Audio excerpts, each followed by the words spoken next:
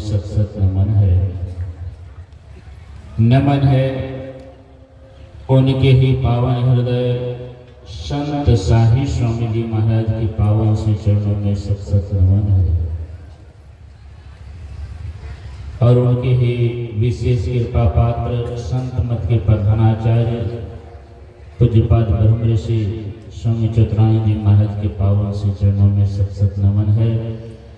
मंचासीन अखिल भारतीय साधु महासंघ के अध्यक्ष पूज्यपाद रामलाल ब्रह्मचारी जी महाराज के पावन से चरणों में सत सत नमन है। मंचासीन पूज्यपाद गुरुजन उपस्थित सत्संग प्रेमी महान भाव माता एवं बहनों को भी सत सत नमन है। बोलिए प्रेम से श्री सद्गुरु महाराज की जय।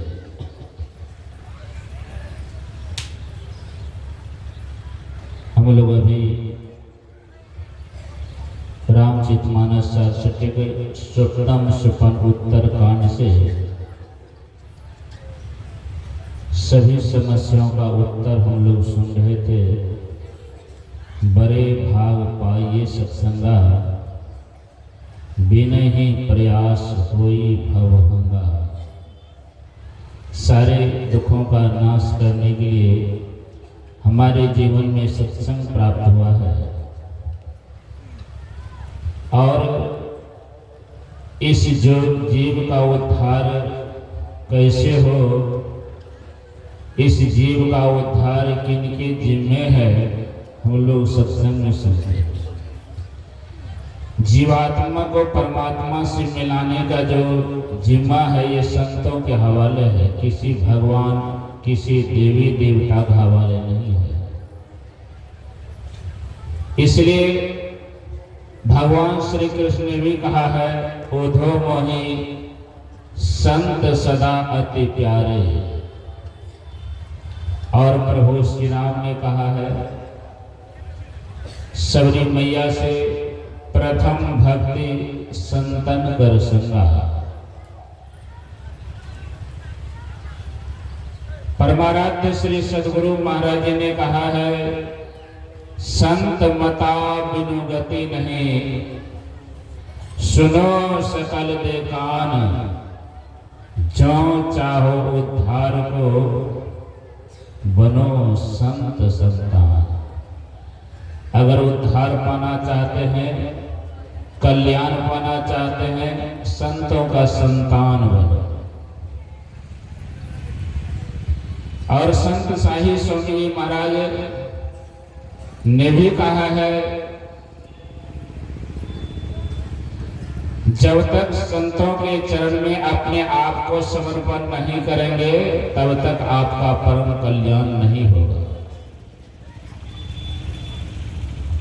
क्योंकि ये जीव का उद्धार किसी के जीव में नहीं है। इतिहास पढ़ करके देख लीजिए, स्वयं भगवान भी संतों के चरणों में अपने आप को समर्पण किया है। और हम आप कहते हैं, कभी तीर्थ में जाकर के कल्याण कर लो, कभी धाम में जाकर के कल्याण कर लो, लेकिन इससे आपका कल्याण नहीं होगा। संत महात्मा लोग कहते हैं, कहीं भटकने की जरूरत नहीं है, कहीं जाने की जरूरत नहीं है, संतों के हवाले कर दो। खोजते फिरते बहुत से इस जगत में जा बजा, अंतर के अंतिम तह के रहविद कोई इसे पाता नहीं। ये संत महात्मा लोग कहते हैं, संसार में कहीं चले गए, क्योंकि वह परमपिता परमात्मा जिसे प्राप्त करना चाहते हो, जिसे नहीं जानने के कारण सारे दुख में तुम पड़े हुए हो, सारे अभाव में तुम पड़े हुए हो, वह परमपिता परमात्मा कहीं है कहीं नहीं है, सो बात नहीं है, तुम्हारे अंदर भी है।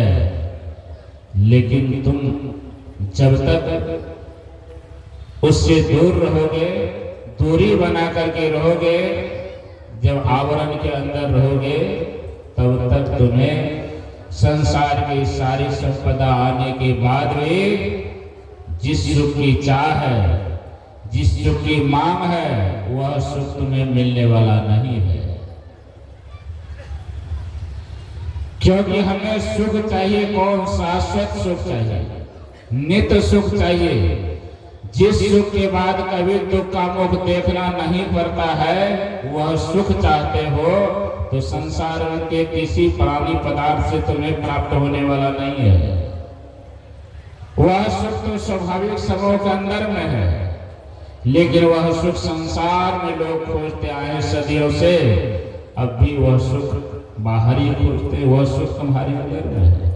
सुख का खजाना तुम्हारे अंदर में है, सुख का समुद्र तुम्हारे अंदर में है, लेकिन उस सुख की खजाना के पास जाने की युक्ति संत महात्मा लोग बतलाते हैं। लेकिन युक्ति जाने योग्य पहले ये मानव शरीर जो तुम्हें प्राप्त हुआ है, इस मानव शरीर को मानव शरीर बना करके रखोगे तो नहीं, तो इस मानव शरीर को मानव शरीर बना करके ही नहीं रखोगे। इस मानव शरीर से जो लाभ लेना चाहिए, इस मानव शरीर से तुम लाभ नहीं ले सकते। मानव शरीर तो तुम्हें प्राप्त हुआ है, लेकिन तुम्हारे अंदर मानवता नहीं है। जब तक मानवता नहीं, तब तक मानव का जो लाभ है उससे तुम वंचित ही रहोगे। हमारे परमाराध्य का हृदय संत साहिब स्वामी जी महाराज कहते हैं, मनुष्य में मानवता का मोह यही सबसे बड़ा दुख का कारण है। जब तक मानवता नहीं है, तब तक तुम दुख में ही रहोगे, अभाव में ही रहोगे। इस मानव शरीर को मानव शरीर बनाना। मनुष्य में मानवता का मोह, मानवताहीन प्राणी होता मानव का खोल। मनुष्य में मानवता का मोह। मनुष्य का शरीर तो मिला है, लेकिन हम मानव बन करके नहीं रहते हैं। देख लीजिए, पशु को देख लीजिए, पशु होकर के जन्म लेता है और 10 वर्ष के बाद भी मरता है, तो पशु होकर के मरता है। हाथी होकर के जन्म लिया, हाथी होकर के मर जाता है। घोड़ा होकर के जन्म लेता है, घोड़ा होकर के मर जाता है। आप इतिहास पढ़ के देख लीजिए, कुत्ता होकर के जन्म लेता है, कुत्ता होकर के मर जाता है, देख लीजिए। लेकिन ये जब मानव मरता है तो मानव होकर के जन्म लिया है, मानव होकर के मर जाए, ये इतना आसान नहीं है। कहते हैं फलाना मर गया, देख लीजिए, फलाना का कुत्ता मर गया, फलाना का गधा मर गया, फलाना का घोड़ा मर गया, फलाना का गौ मर गया। लेकिन ये नहीं कहता है फलाना बाबू मर गया, नहीं। कोई कहता है फलाना मर गया, अरे वो तो गधा था। देख लीजिए, बाबू मरा लेकिन गधा। फलाना बाबू मर गया, वो तो कुत्ता था। फलाना बाबू मर गया, वो तो घोड़ा था। फलाना बाबू मर गया, वो तो देवता था। वो फलाना बाबू मर गया, अरे वो तो ईश्वर के समान था, उसे नहीं जाना चाहिए। अगर हम चले जाते तो ठीक, इन्होंने संसार में रहना चाहिए। मानव मरता है तो गधा बन जाता है, मानव मरता है तो घोड़ा बन जाता है, मानव मरता है तो पता नहीं क्या क्या बन जाता है। लेकिन कुत्ता कुत्ता होकर के जन्म लेता, कुत्ता होकर के मरता है, इसके पीछे क्या कारण है? भले कुत्ता है, भले पशु पक्षी है, लेकिन उससे जो परम पिता परमात्मा ने जो आहार निश्चित किया है, आहार में कभी परिवर्तन इस मनुष्य के अलावा कोई नहीं करता है। जो जिसके लिए आहार निश्चित है, उस आहार में परिवर्तन नहीं करता है। इसलिए जिस होकर के जन्म लेता है, वही होकर के मर जाता है। ये मानव का आहार ही नहीं लेता है। मानवता बन करके मानव का गुण बना करके नहीं रखता है, स्वभाव नहीं रखता है। इसलिए मानव क्या से क्या होकर के मर जाता है। और कितना कितना साधन होने के बाद, संपदा होने के बाद क्या से क्या हो गया, फिर भी दुख में पड़ा हुआ, फिर भी अभाव में है। इसलिए सबसे पहले आप संतों के हवाले करना चाहते हैं, इस मानव शरीर को मानव शरीर बना करके रखिए। मानव वाला आहार ग्रहण कीजिए। लोग मांस खाते हैं, मछली खाते हैं, तमाम तरह के विकारों में पड़े रहते हैं, लेकिन तीर्थ करके आ जाते हैं, धाम करके आ जाते हैं, अनेक प्रकार के अनुष्ठान कर लेते हैं, लेकिन आहार में कोई परिवर्तन नहीं कर पाता। इसलिए अनुष्ठान का, तीर्थ का, धाम का कुछ भी उसे लाभ नहीं प्राप्त हो जाता है। यहां देख लीजिए, सबके सब यहां आए हुए हैं।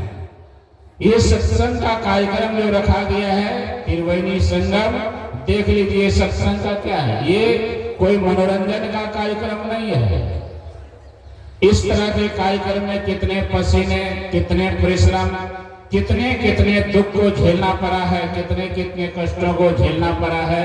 यहाँ कमेटी के लोगों को रात में जग करके जो अवस्था, जिस तरह का शरीर आराम करने वाला है, सो इस कार्यक्रम में लगातार लगे हुए हैं। यहाँ के लोग लगे हुए हैं। क्यों? इसके पीछे क्या उद्देश्य है? ये मनोरंजन के लिए नहीं। मनोरंजन का कार्यक्रम तो कुछ और होता है, ये दुख भंजन का है। सारे दुखों का नाश करने का ये कार्यक्रम है। लेकिन यहाँ आने के बाद इतने खर्च किए गए, इतने परिश्रम किए गए, लेकिन यहाँ सत्संग आकर के सुन लेंगे। लेकिन यहाँ सुनने के बाद, अगर जाने के बाद आपके घर गए तो देखा, आपके परिवार के लोग देखा, आपके समाज के लोग देखा, जैसे पहले थे, जो अवगुण पहले था। त्रिवेणी संगम इतने इतने संतों का दर्शन करने के बाद, इतने इतने उपदेश सुनने के बाद पहले जैसे थे, फिर वह वैसे ही स्वभाव विचार अवगुण में पड़े रहेंगे तो क्या होगा? सखी के बहना अजहना के तहना, कुछ भी लाभ नहीं। लाभ तो अवगुण का त्याग करने के संकल्प ले लेंगे। एक एक सत्संग का लाभ अगर लेना चाहते हैं, एक एक सत्संग का लाभ से आप वंचित तब रहते हैं जब एक एक दुर्गुण का त्याग करने का प्रयास ही नहीं करते। संसाई स्वामी जी महाराज एक बार पेंशनला का सत्संग सुना भी नहीं। देख लीजिए, सत्संग समाप्त हो गया। सभी सत्संगी अपने अपने घर जाने के लिए मेसपुर स्टेशन पर आ गए और वहां संसाई स्वामी जी महाराज वहां उतर गए। देखे इतने इतने भीड़। पूछा कि आप लोग कहां से आए हैं? कहा कि पेंशनवा से। कहा क्या था पेंशनवा में? कहा वहां सदगुरु महर्षि मिहि जैसे महापुरुष आए थे, सत्संग हो रहा था। कहा इतना इतना लोग एक महापुरुष के पास गए थे सुनने के लिए। कहा कि मैं क्या बोलते हैं, इतना इतना इतना इतना किधर से किस तरफ से लोग कहां कहां गए, ये तो एक तरफ जाने वाले यहाँ हैं। उसी समय मन में हो गया उनको, इतने इतने एक महापुरुष के सुनने के लिए गए हुए हैं, वे महापुरुष साधारण नहीं होंगे। देख लीजिए, एक सत्संगी को देख करके मन को किस तरह बनाया। आज संत साहिब स्वामी महाराज को देखते हैं, अपने काम को उन्होंने पूर्ण किया और आज सबों को वह बल दिया है जो बल दुनिया में कोई नहीं दिया, वो संत साहिब स्वामी महाराज ने दिया। कहीं तीर्थ में, कहीं धाम में नहीं, जहां अपने जो भी जिस तरह का व्यवस्था था वहीं चुप्पी ध्यान करके बैठ करके ध्यान किया, उस परमपिता परमात्मा को प्राप्त कर लिया। हम आप भी अनुकरण करेंगे, हम भी परमपिता परमात्मा को प्राप्त कर लेंगे। बोलिए प्रेम से श्री सद्गुरु महाराज की, श्री सद्गुरु महाराज की जय। अब हमारे बीच पूज्य स्वामी लाल जी महाराज हैं, जो चकमका आश्रम पूर्णिया से पधारे हुए हैं और